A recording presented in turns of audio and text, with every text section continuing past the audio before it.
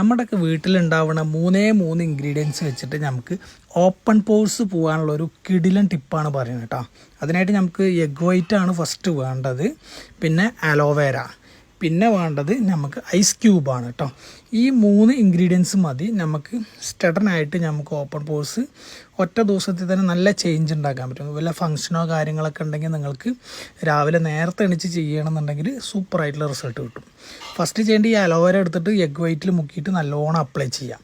ഇത് 3 സ്റ്റെപ്പാണ് കേട്ടോ.